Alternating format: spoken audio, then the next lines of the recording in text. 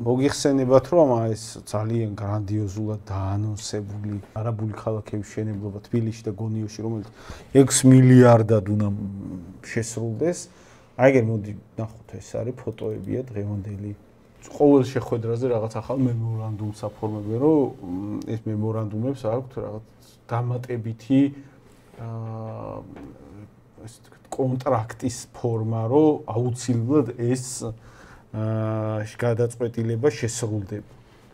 და ხედავთ ძალიან დიდი ზარზეიმით ქალაქის შემოსასვლელში აეროპორტის ტრასაზე ისიც იყო მთელი საამიროების დროშები იყო გამოფენილი და ძალიან საზეიმოდ მოხდა ამათთან შეხვედრის ორგანიზება. სხვათა შორის აი ეს კადრები ბიძინა ივანიშვილის შეხვედრის მოდი ეგეც ვაჩვენოთ.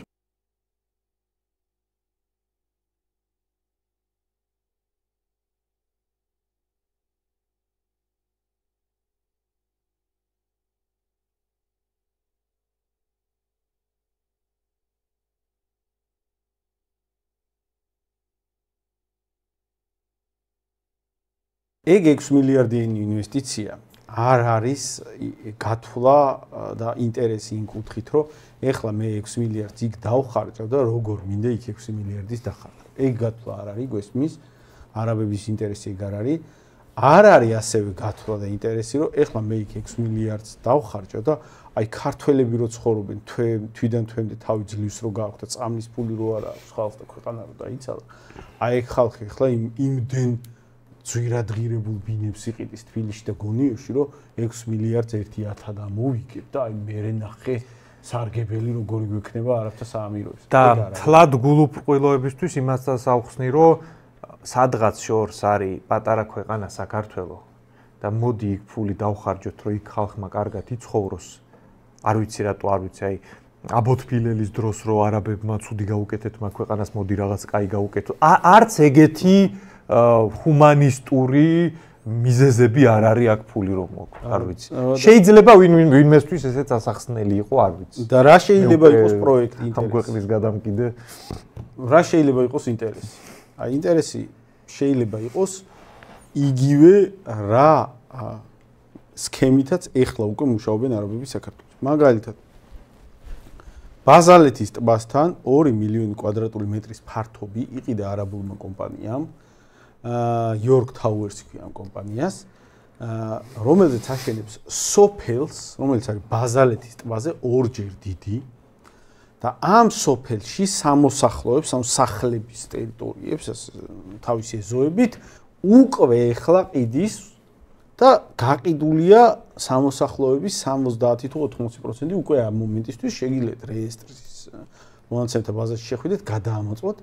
და პრაქტიკულად უკლებლივ ყველა სამოსახლო ამ შენებარე სოფელში გაყიდულია არაბებზე. ან სოფელი შენება არაბული კომპანიის მიერ არაბებისთვის გაიყიდა უკვე 70-80% სამოსახლოების არაბებზე და დანარჩენიც იყიდა ინტენსიურად იყიდება არაბებზე.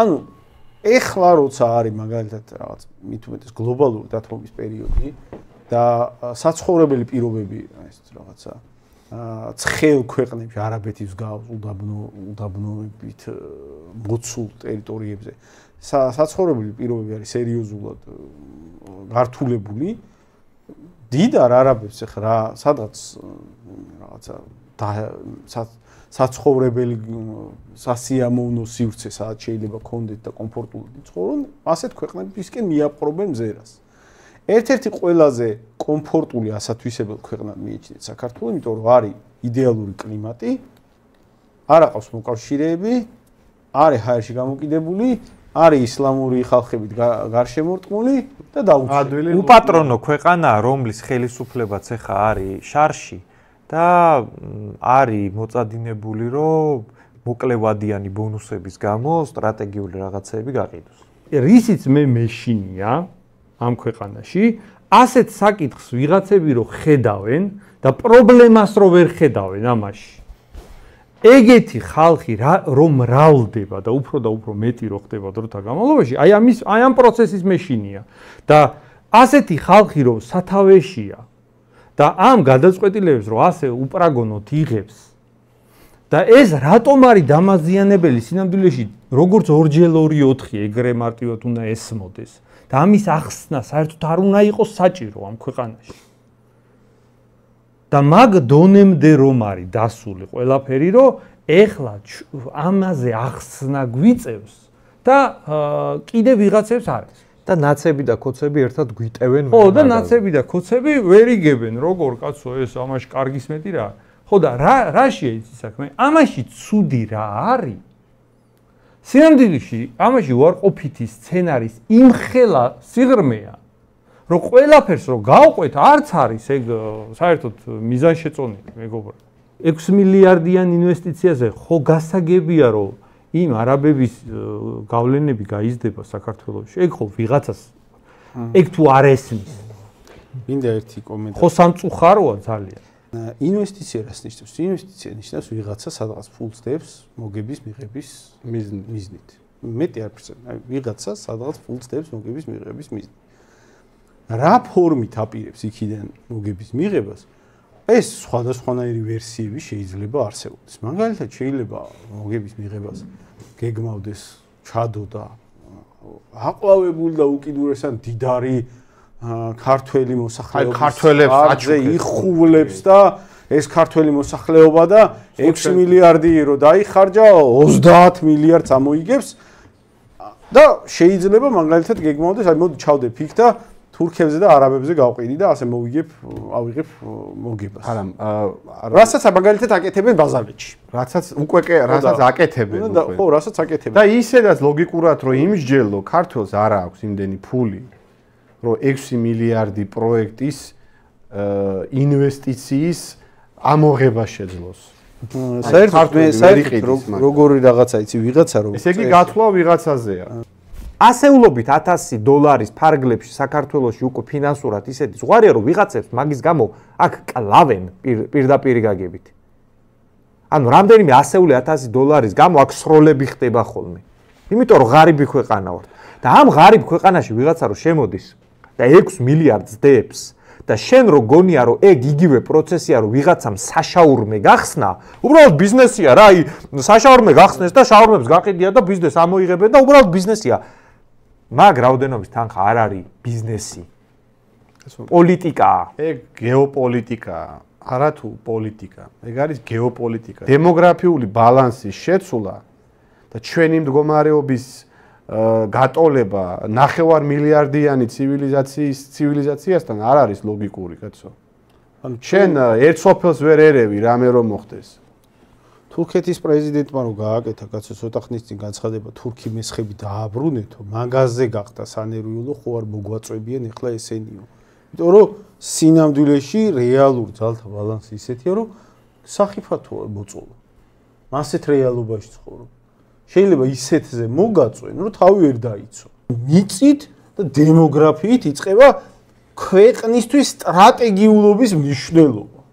ანუ მიწისთვის, ტერიტორიისთვის არის, რომ ეხლა მაგალითად უკრაინა ომობენ, ვერ გაჩერდნენ, იმიტომ რომ ტერიტორია და ამ ტერიტორიაზე არსებული დემოგრაფიული სურათი თუ რამეა სტრატეგიული მნიშვნელობის ან საფრთხე, ან უსაფრთხოება არის ეგ.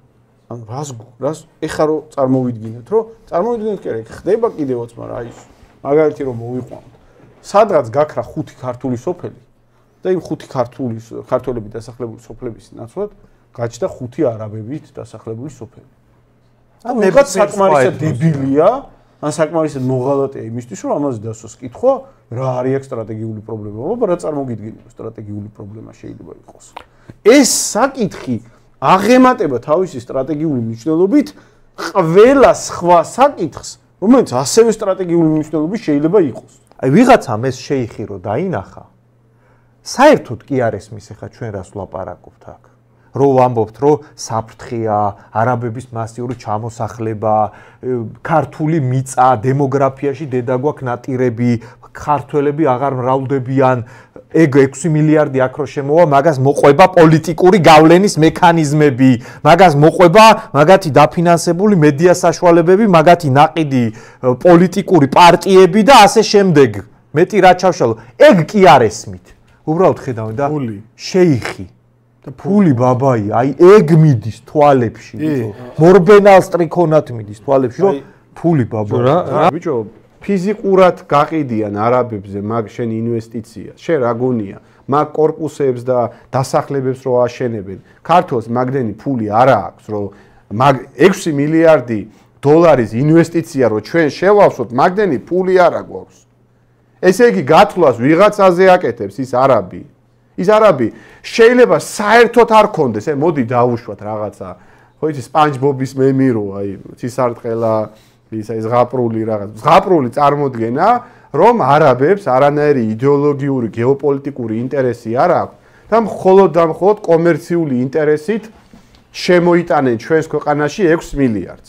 კი ბატონო, მარტო სუფთა ბიზნეს თვალით შევხედოთ ამ საკითხს. ის 6 მილიარდი ხო უნდა ამოქაჩოს იმან. ჩვენ ხო ვიცით კაცო, რომ ააშენებენ იმებს, აპარტამენტებს, მეტი რა უნდა ააშენონ, რასაც ეხლა აკეთებენ საქართველოს მასშტაბით. ხარხნებს ხო არ ააშენებენ? ხარხნებს ხო არ აგიშენებენ და იმას ჰაიტექს აგიშენებენ, სახლებს აგიშენებენ, კორპუსებს, რაც ისედაც კეთდება. აი ბეტონის ჯუნგლებს აგიშენებენ ყველგან და ვინ უნდა შეავსოს ეგ ბეტონის ჯუნგლები? და კვადრატული მეტრები ვინ უნდა იყიდოს? მაგ ქალაქებში, აი ბოდიში რა გაწყვეტე, ეგეც გაწყვე. მაგ ქალაქებში ქართველი ყველაზე კაი ვარიანტი იქნება დამლაგებელი. კაი ვარიანტში. უარესი ვარიანტებიც არის კიდე მანდ. ხვდებით რაზეც ამაკ საუბარი. აი კაი ვარიანტში ქართველი მაგ ქალაქებში ну არ ვიცი შეიძლება ხა 200-300 კაცი არის საქართველოში რომელიც მანდ მაგარ ბჭყალებში ბაითს იყიდის. კი, ყავს ფულიანი ხალხი, მაგრამ მასა მანდ მაქსიმუმ მომსახურე პერსონალად მოიაზრა. ერთ-ერთი ასეთი საბაზისო საკითხები არ გვეშლება იმ შემთხვევაში, თუ კი ამას ვერ გაბედავდა ხელისუფლება. რაღან ხელისუფლება ამას ბედავს? ამის მოლოდინი აქვს, რომ გაუვა და გაზ. ამის მოლოდინი აქვს, რომ ის ხალხი რაღაცა სილაპარაკებს, იქ ვაიმე ხაბეიშვილი არ დაბრუნდეს, იქ ხაბეიშვილი არავინ არ ამაზე ხალხი არასაკმარისად გაამახვილებს ყურადღებას, იმიტომ რომ იქ რაღაცა ვაიმე 6 მილიარდი ინვესტიცია, იქ რაღაც მერე ფული იქნება, ფული იტრიალებს, გეგონება შენ რა შუაში ხარ იმ ფულს, შენ არაფერ შუაში არ ხარ, მაგრამ რაღაცა თავის თავში ხო უნდა წარმოიდგინოს რაღაც ფული რო წარმოიდგინე უკვე უხარე. ანონიმუსი წერს, რომ ოცნების დამინუსება იმით, რომ ქვეყანაში ინვესტიცია რატომ შემოგაგვთო, მგონი პირველად თქვენგან გავიგე, ეგეთი კომენტარი. ხო, ჩვენგან როგორ გაიგეთხალ ხო? ჩვენგან რა სისულელია? აი ის რო შენდებოდა რაღაცა თურქული ინვესტიციით ჰეს რო აშენებდა. კი, ნამახვან ჰეს. მთელი ქვეყანა რო აპროტესტებდა. ოცნებამ ხო თქვა მაგაზე. მაგალითად რუსებს რომ იყიდეს ენგურ ჰესი. მე მაგალითად მაგის წინ აღდგე რატომ უნდა მიყიდო რუსებს?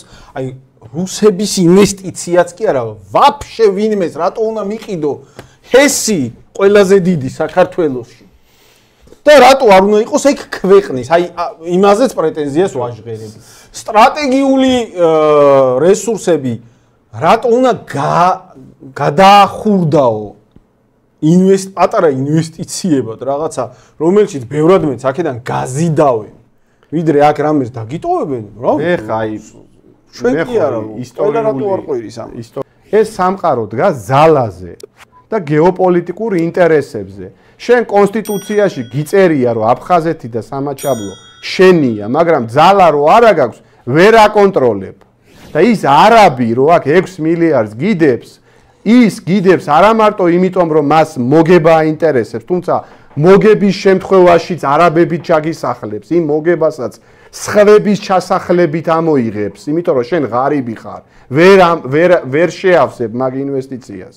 მაგრამ მაგ კომერციული ინტერესის გარდა მაგ ხალხს რელიგიური და გეოპოლიტიკური ინტერესიც აქვს. იმიტომ რომ ნახევარ მილიარდიანი ცივილიზაციაა. ჩვენ ხო ეხა არ გვაძლევს ჯერ ხალხი მხელა ლეგიტიმაციას, რომ ესეთ პროცესები გავაჩეროთ.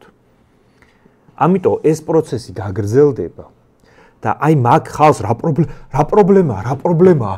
აი შეიხი ჩამოვიდა, ფული უნდა მოიტანო და ეს ალტინფო რა, რევებს ლაპარაკობს კაცო ინვესტიციას, აი ჩვეულებრივად როგორ რაღაც აქვს. იცი აი მაგალითად ჩვენ რო ქრისტიანობის შეურაცხყოფაზე დაგვემართებოდა, რომ აი რაღაცა ღმერთს რანაირად შეურაცხყოფენ, ამათ ეგემართებათ ინვესტორზე. ანუ რელიგია ეგეც რაღაცნაირი ინვესტორმა დიდებლობა არის. კი, ინვესტიცია სიტყვა ძალიან ჩაებეჭდა. სიტყვა ინვესტიცია როგორ აიცი, აი ეგრევე რაღაცა შინაგან იმას იწვევს რა და აი მაგ ხალხს რას უზავენ იცი? საკუთარ სახლში შენ იქნები სტუმარი, იქნები მოსამსახურე პერსონალი და მაგ ხალხს ფეხებს დაბან. და ავიცი აი პოლიტიკოსი ესეთ ტექსტებს არ უნდა ამბობდეს, მაგრამ რა ვქნა, აი ნერვები მეშლება რა.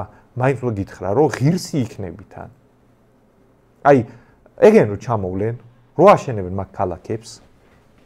რაღაცა ქართველი გოგოები მანდ მაგათ ბორდელებში პრასტიტუტკებად რო წავლენ და კაცები ქუჩის მხვეტავებად და მაგას რო ტაშით შეხვდება ბედნიერი ერი ეგ ჩვენი ბრალი იქნება მთლიანად ქვეყნის და ხალხის და ღირსები ვიქნებით. იმიტომ რომ ესე რო უდგები საკუთარ ქვეყანას, საკუთარ მიწას, ესე იგი არ ახარ ღირსი მაგისი. ღმერთი სამართლიანია, კაცო, რაც გაქვს იმას რო არაფასებ, ფეხზე რო კიდია და სხვა რო მოდის წასართმევად და რო გიხარია წასართმევად რო მოდის, ხო? ღირსი ხარ, რაც მოგივა, კაცო.